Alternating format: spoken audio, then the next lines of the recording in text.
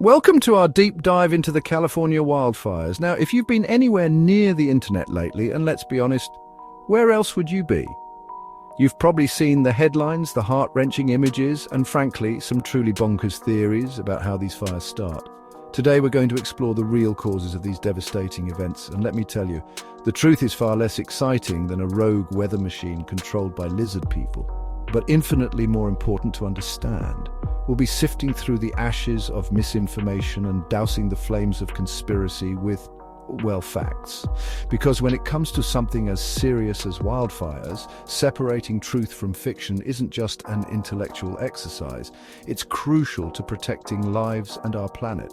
Buckle up, because we've got a lot of ground to cover, and some of it is, unfortunately, still on fire.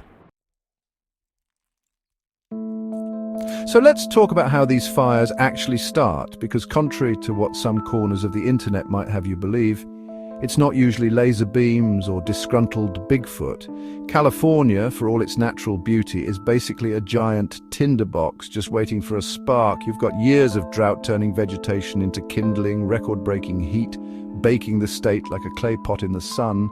And then, to really fan the flames, you've got the Santa Ana winds.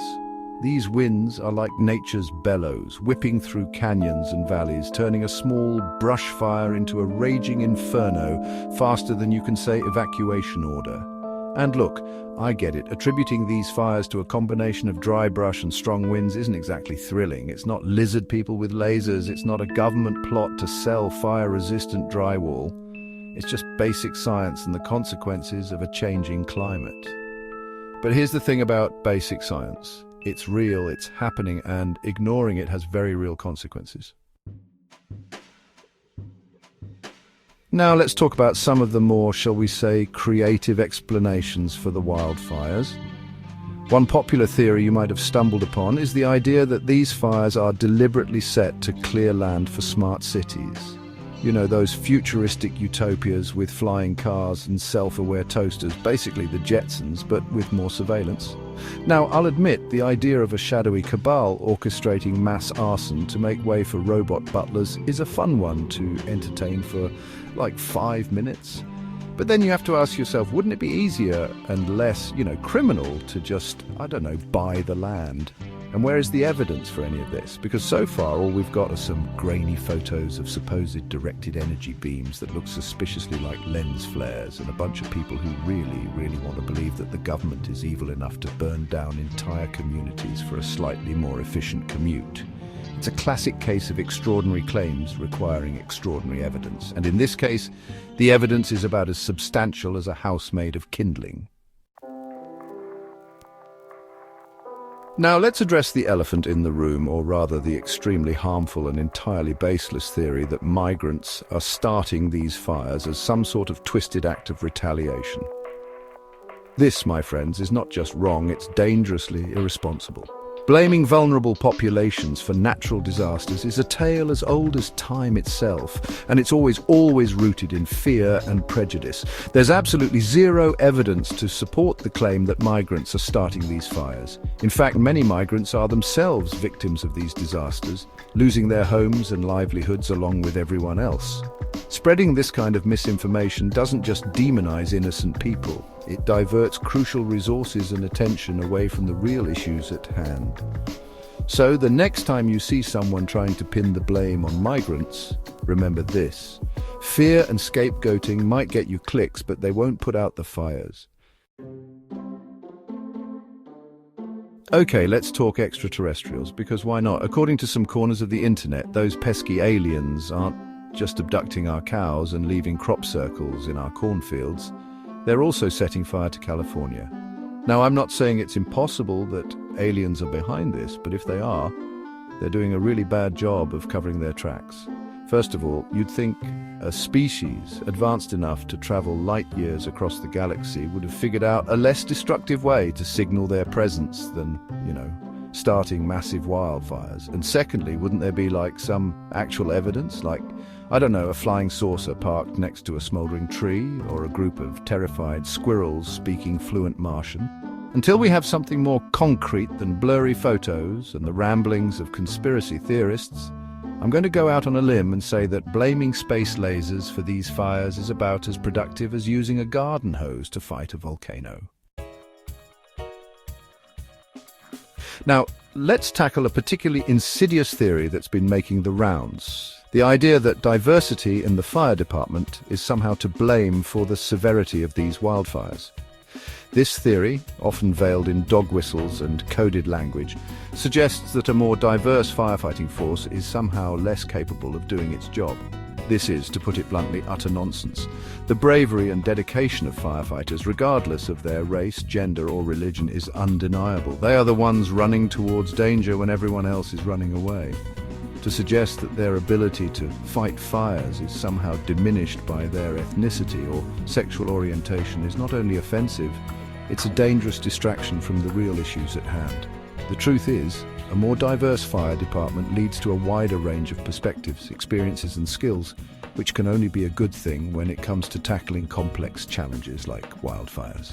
Let's be clear, the only color that matters when it comes to fighting fires is the red of the flames, and anyone who tells you otherwise is peddling a dangerous and divisive lie.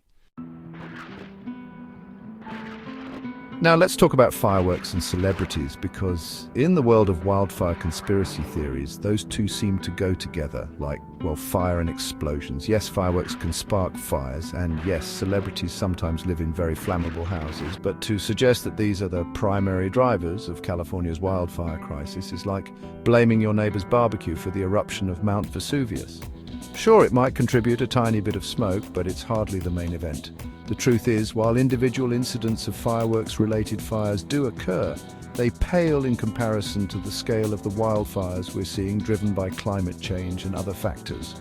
And as for celebrities, well, they're just as much victims of these disasters as anyone else, even if they do have better insurance policies. So let's not get sidetracked by sparkly distractions or celebrity gossip. The real story here is much bigger, and frankly much more important than whether or not some reality TV star's pool house went up in flames. All right, let's talk about lasers, or more specifically, the theory that these wildfires are being started by some kind of secret government weaponized laser beam. Now, I know what you're thinking. John, come on, lasers? Really? And you're right, it does sound completely bonkers, but here's the thing about conspiracy theories. The crazier they sound, the more likely they are to spread. The idea that the government is using space lasers to start wildfires is not only completely unsubstantiated by any evidence, it's also incredibly disrespectful to the victims of these tragedies and the firefighters who risk their lives to combat them. Attributing these fires to some shadowy government plot might be a convenient way to avoid talking about the very real and very pressing issue of climate change, but it's a dangerous distraction from the real work that needs to be done. So please, the next time you see a headline about directed energy weapons and wildfires, do yourself a favor and click on something else. And finally, let's address the granddaddy of all wildfire conspiracy theories, weather manipulation. This one usually rears its head whenever there's a major weather event, be it a hurricane, a blizzard, or in this case, wildfires. The idea is that some nefarious force, usually the government, sometimes Bill Gates, occasionally just a rogue meteorologist with a really powerful weather machine, is controlling the weather for their own sinister purposes. Now, I'll admit the idea of having that much power over nature is kind of enticing. Imagine being able to summon a perfectly timed rain shower to ruin your nemesis's picnic, or whip up a gentle breeze to keep your kite in the air indefinitely. But here's the thing. Weather manipulation on the scale required to influence something as massive as a wildfire season? That's not just difficult, it's basically impossible with our current technology. While we can seed clouds to try and encourage rainfall, we're a long way from being able to control hurricanes or, you guessed it, start wildfires with a flick of a joystick. This theory, like many others we've discussed, is a distraction from the uncomfortable reality that our planet is changing, and those changes are having very real and very devastating consequences. Thank you for joining us in this exploration of the California wildfires. Remember, it's crucial to rely on verified information and expert opinions to understand these complex events.